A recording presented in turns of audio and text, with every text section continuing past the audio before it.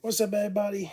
Philly Eyes Dreaver, Shoeshine Boxing on every Monday night, 10:40 Eastern, 7:40 Pacific. And what I'm basically want to talk about in this video is basically, numerous of news and everything when it comes to boxing and everything, updated shit. So I'm gonna try best I can do this without notes and everything on top of my head because I usually do a lot of shit on top of my head. So we had an episode, this past episode, we talked about Errol Spence, Terrence Crawford. Me saying all along this was going to be one-sided, and it was one-sided. And now, what do I think should be next for both men after the aftermath of this undisputed fight and everything? Rumors that the fight did between 678 six did probably 678,000. So, great number, really good number. So I look at it like this. This was so one-sided, it was not even competitive. I didn't have Errol Spence running around. And I said this all along, this was going to be one-sided because Errol Spence is too basic of a fighter. Errol Spence is a very predictable fighter. He has to work with his jab. He has to start everything off with his jab. When you see a straight jab come, you know that left hook's coming next. And everything.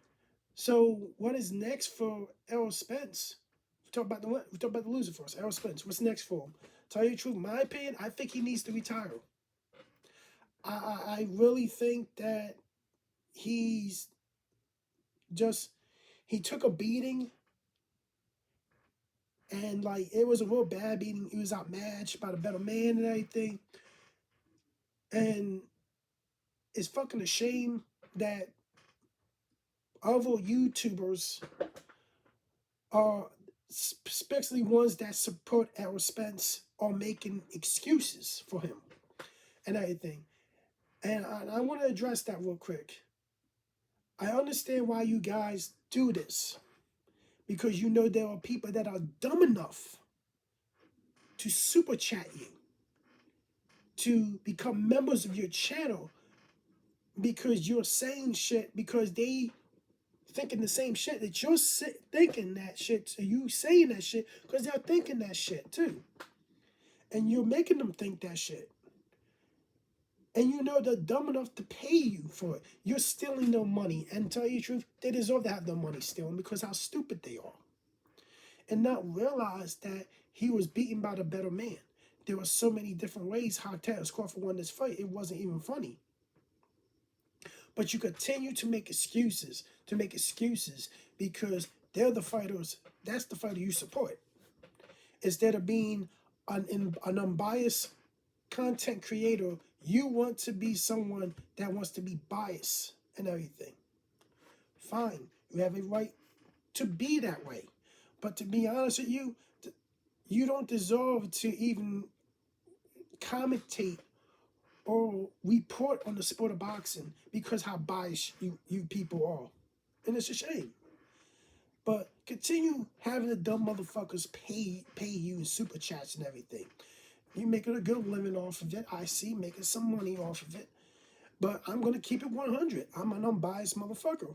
Unlike these other motherfuckers that probably have a lot more subscribers than our channel and other channels.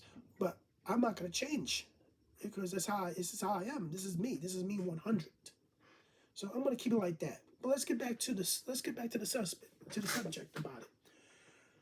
Like, tell you the truth, if you're looking at a financially standpoint, the only fight for Errol Spence is a rematch with Terrence Crawford and everything, but the fight's not going to sell because it was so one-sided.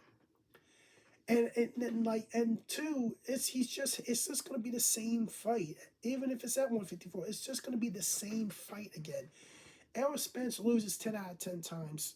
He's the only reason why he was a unified champion for so long at welterweight, and he was so good at welterweight, is because He was an oversized welterweight. He was actually a middleweight at a welterweight, and stood there for too long and was still able to make the weight.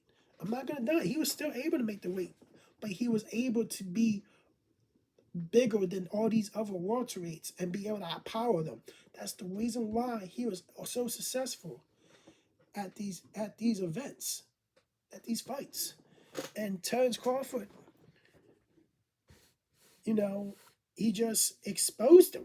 This was a fighter. This was Errol Spence has been exposed, and I think people need to look at it like this.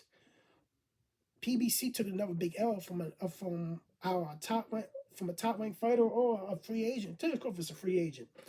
He's these PBC fighters when they go move up in competition, they're just really, I don't know what the hell happened. They're just long layoffs, maybe lack of good matchmaking. Because a lot of times PBC fighters are really mismatches. So I think the only fight for Errol Spence financially will be a rematch, but he's not. He's going to lose this one like the same way again, and he's just going to get hurt again. I don't think that's really worth it to watch him take a beating like that again. I'm Errol Spence. I'm retiring. I'm just calling it a day. I can't cash out with this fight, and that's how it is, man. Like now, Terence Crawford got a lot of options. He actually got some options. Terence Crawford can, stay at 147. Boots is his IBF mandatory. He can fight Boots. But it's a high risk, low reward fight. He probably does beat. He might beat Boots. He probably does beat Boots. Boots gives us a better fight than Errol Spence does. I kind of don't think Boots might not be ready for Terence yet. But he will give a hell of a better fight than Errol Spence. I think it won't probably be a decision too that will go to. But I think Boots beats everybody, including Errol Spence at 147. Terence Crawford, I don't know. That's a big if, maybe. That's a big iffy right there. He might not be ready for Terence yet. Don't know. But yeah, Terence, it's Boots is the best guy at 147. Or he can fight Stanionis and defend and that's the WBA mandatory. Or he can go fight Alexis Rocha. I believe he's the WBO mandatory. Or he can move up to 154. And most likely, Errol Spence has already activated his rematch clause. So he'll fight Errol at 154. And then he can go and have and then, well, if Charlo moves back down, he could fight Charlo. And have another big payday with that. Or he can just move up, get already put into a title fight with Tim Tszyu and everything, because I think the WBO, if you're a champion in the previous weight class, they normally move you, when you move up, they normally put you in line to fight the champion next. They normally put you as a mandatory. So he can do that. I believe he beats Tim Tszyu. I believe he knocks out Tim Tszyu. I don't think anybody from 147 or 154 beats Terence Crawford. I'm going to be honest with you. I don't think Terence Crawford loses in his career. I could see Terence Crawford maybe fighting 5 more times. That's it. And I don't think he loses at all in his career. I think Terence Crawford can probably go as high as 160 and fight. And probably, like 3 weight, and probably become a 5 division weight champion. His legacy is already built. He's the first to ever become undisputed in 2 weight classes. And then people go and say, prime for prime, he beats Floyd Mayweather. I'm going to be honest. I'm going to answer that. I'm going to answer that, guys. I don't like answering these fantasy matchups, but I'm going to do it anyway. Floyd Pretty when Floyd was Pretty Boy was hittable. He was a guy that he was very beatable.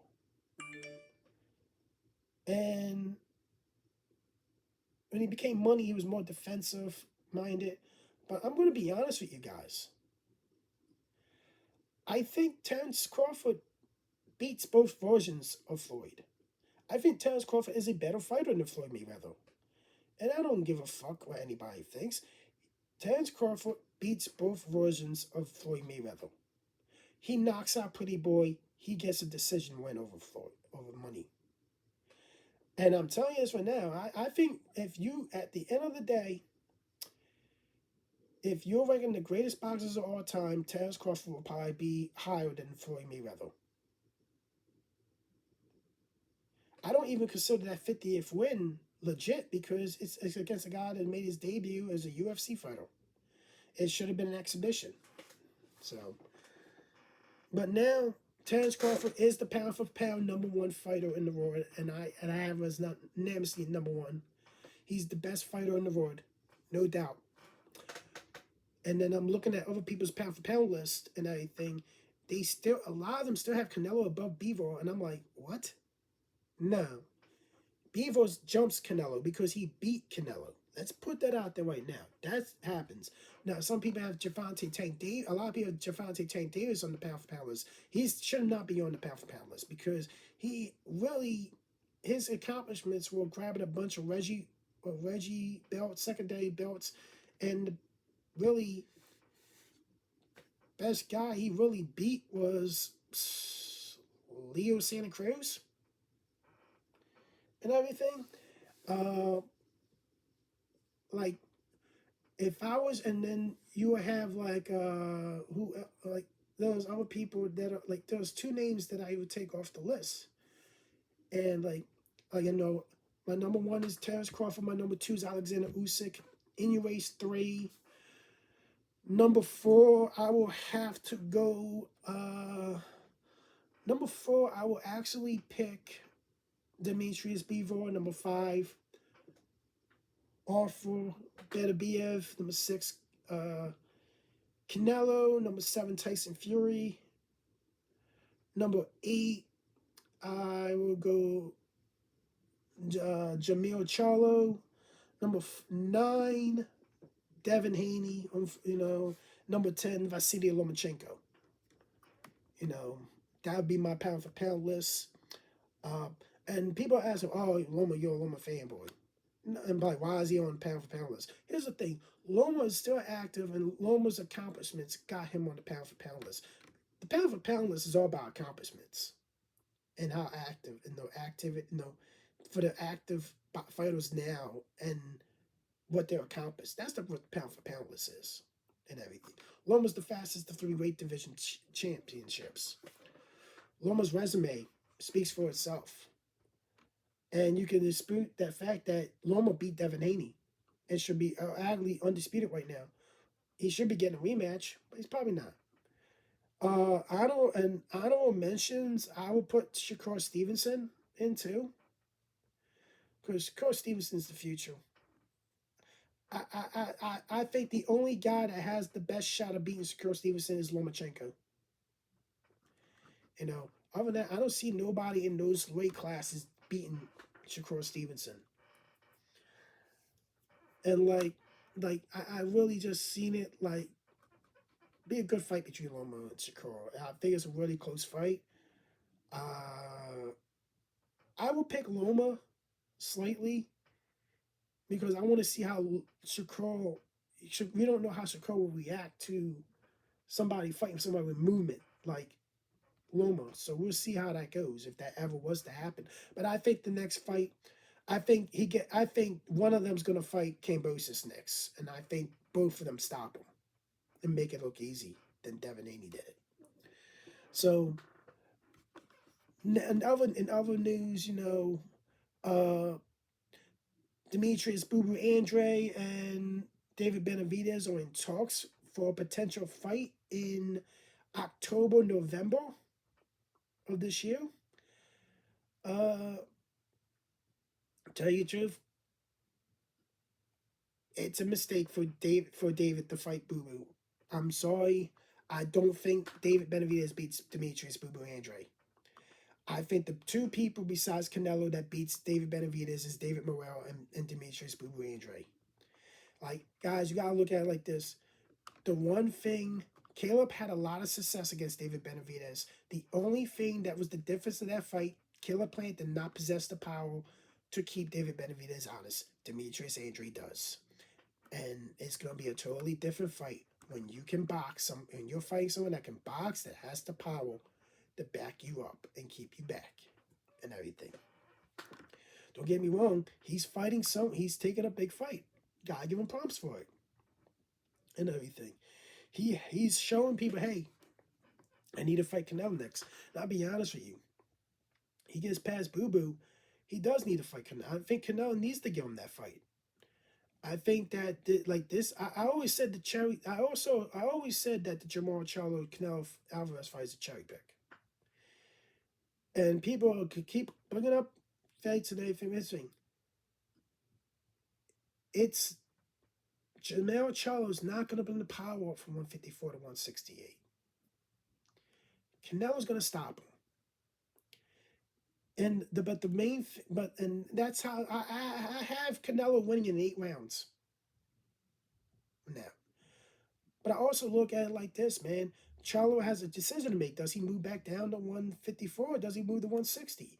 My opinion, I don't think he should move back down to 154 because you're putting yourself at risk to get in the same position as Amir Khan did, as Roy Jones did, as Kell Brook did. They all fell miserably and got knocked out. And for you to step and just get another payday, you're going to get that other payday. You're going to get that payday with Canelo. Here's the thing. The people that are saying this is a good fight with Charlo and Canelo, most likely are the same people that said that Charlo ducked Tim Tszyu. So look at it like that. I really think that if Charlo, I think if he loses to Canelo, he'll probably chase that payday and go and fight Terence Crawford. And he'll get knocked out by Terence Crawford. Terence could possibly have 3 of the 4 belts at 154. All he needs is Tim Tszyu's WBO belt. 3 weight classes, undisputed. Tell you the truth, Terence Crawford becomes undisputed in the 3rd weight class. Terence Crawford is the greatest boxer of all time. Hands down. And people can fucking say I'm cap and everything. If Terence Crawford becomes undisputed in another weight class before he retires, he is the greatest fighter of all time. Point blank. Now, in other news, Mike Tyson has agreed to train Francis Ngannou for his clash with WBC heavyweight champion Tyson Fury. If it brings a market value to this fight. Because now Tyson's involved in training Ngannou. You're going to see Tyson as the first time as a trainer and everything to see what he can. But his debut will be a challenge because it's an MMA fighter making his debut. And to tell you the truth, does it change anything? No, but I still think Tyson Fury knocks him out inside 5. I'm giving it 5 rounds. I'm being generous. I still think it's a fucking joke of a fight. But be honest, financially, it means the most sense. It makes the most money right now. So, he's probably banking a lot of fucking money. Now, if he doesn't, the question is he going to fight Usyk after this? I think he has to fight Usyk.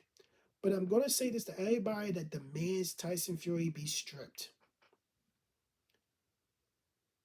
He can't be stripped. Guys, the only way he gets stripped if he doesn't do his his obligations as champion and fights his mandatories. There's no mandatory for the WBC right now. So guys saying, oh, it needs to be stripped. Stop it. Stupid. It's a stupid fucking argument. Well, it is. You can't strip a fighter of his title as long as he fights his obligated mandatory defenses. Now, WBC is corrupted. They have the Jermall Charlo as champion still for 2 years and active and everything. He should be, JB Recess. But guys, I wanted to say this, do this real quick. Like, subscribe, share, comment. Peace.